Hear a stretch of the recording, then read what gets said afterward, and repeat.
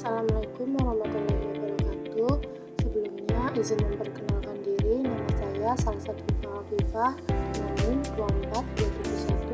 24271-005, program studi hukum kelas B semester 4. Jadi video kali ini akan menjelaskan tentang penegakan hukum, keadilan, dan hak asasi manusia dalam Islam.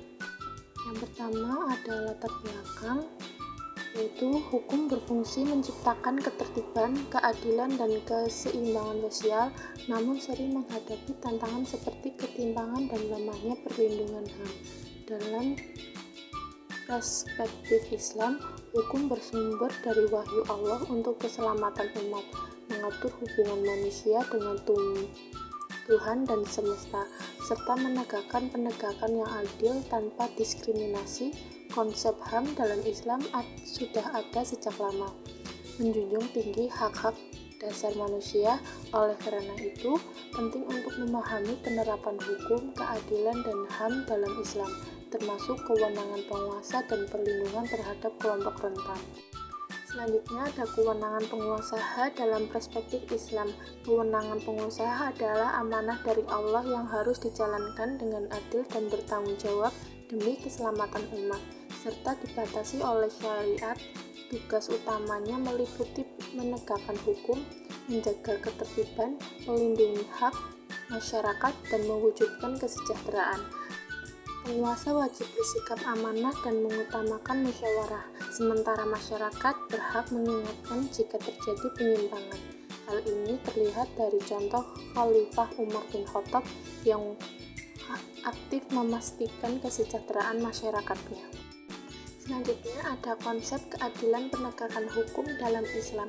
Keadilan hukum dalam Islam menuntut penegakan hukum yang objektif, jujur, dan tanpa diskriminasi dengan menempatkan segala sesuatu pada tempatnya dan memperlakukan semua orang sama di hadapan hukum.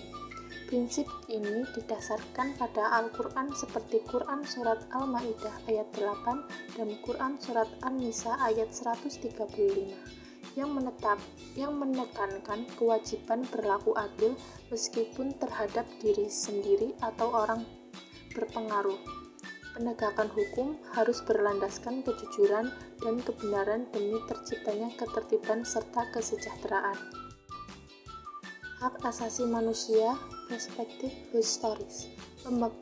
Perkembangan HAM mencakup proses pengakuan hak dasar manusia sejak awal peradaban. Dalam Islam, konsep ini sudah dikenal sejak abad ke-7 yang menetapkan manusia sebagai makhluk bermartabat. Tonggak pentingnya adalah Piagam Madinah yang menjamin kebebasan beragama, perlindungan hukum, dan kesejahteraan hak. Hal ini diperkuat oleh Al-Quran yang menyatakan manusia dimuliakan Allah dan memiliki hak sejak lahir, sehingga nilai kemanusiaan dan keadilan sudah menjadi bagian ajaran Islam sejak awal. Seterusnya ada Islam dan hak asasi manusia. Dalam Islam, HAM adalah hak dasar yang melekat sejak lahir, sehingga anugerah Allah yang harus dihormati dan dilindungi. Konsep ini menyeimbangkan kebebasan individu dan tanggung jawab moral demi ketertiban umum, serta berlandaskan nilai keadilan dan kemaslahatan. Tujuan syariat atau mazhab syariah meliputi perlindungan agama, jiwa, akal, keturunan, dan harta. Hal ini diperkuat oleh Quran Surat Al-Baqarah ayat 256 yang menekankan kebebasan keyakinan tanpa paksaan.